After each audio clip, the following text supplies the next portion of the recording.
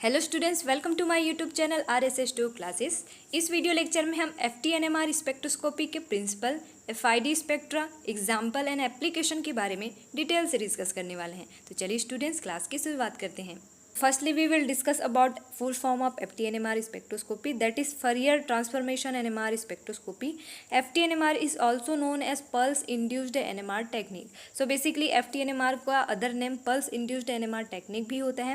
Then अब हम discuss करते हैं principle of FTNMR spectroscopy. In this technique, high frequency electromagnetic radiation are bombarded on sample for 2 to 10 microsecond. Then all the proton are excited to ground state to excited state. Basically इस technique में high frequency की electromagnetic radiation sample पर जब bombard किया जाता है 2 to 10 microsecond के लिए, तो जितने भी प्रोटॉन्स होते हैं वो ग्राउंड स्टेट से एक्साइटेड स्टेट में एक्साइटेड हो जाते हैं। The EMR is bombarded for very short time and have 90 megahertz energy.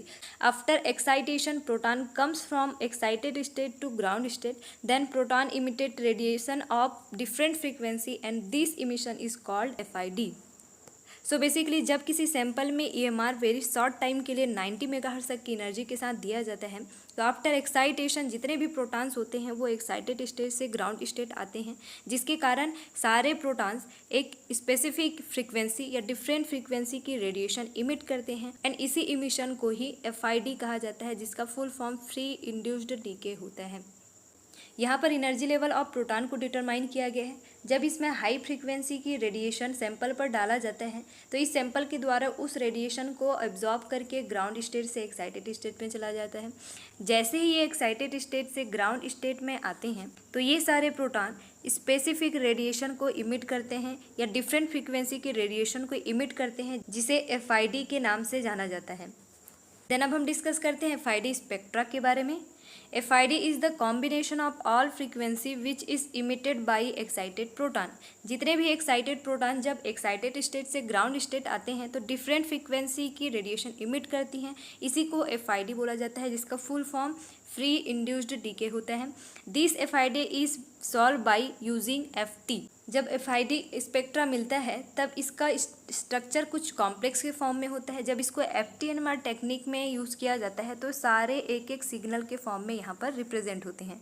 Then अब हम डिस्कस करते हैं इसके एग्जाम्पल के बारे में। इसका एग्जाम्पल है फेनिल एसीटोन, जिसमें प्रोटॉन की संख्या को काउंट किया जाता है। यहाँ पर है 3 प्रोटॉन, यहाँ पर है 2 प्रोटॉन और ये हैं सारे उसके 5 प्रोटॉन। तो ये सारे प्रोटॉन अपने अलग अलग सिग्नल्स देते हैं। जहाँ पर 3 प्रोटॉन दिखाई दे रहा है वहाँ का सिग्नल कुछ इस तरह से मिलता है, 2 प्रोटॉन का इस तरह से मिलता है एंड 5 प्रोटॉन का कुछ इस तरह से NMR स्पेक्ट्रा मिलता है। देन अब हम डिस्कस करते हैं application of FTNMR। First is FTNMR is a powerful tool for determining the structure of organic and inorganic molecule.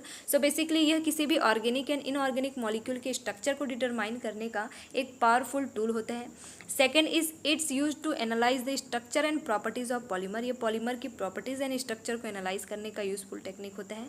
Then third is FTNMR can be used to analyse and identify trace amount of substance in forensic sample. ये किसी भी forensic samples में substance के identification और उसके analyse करने के लिए यूज़ किया जाता है।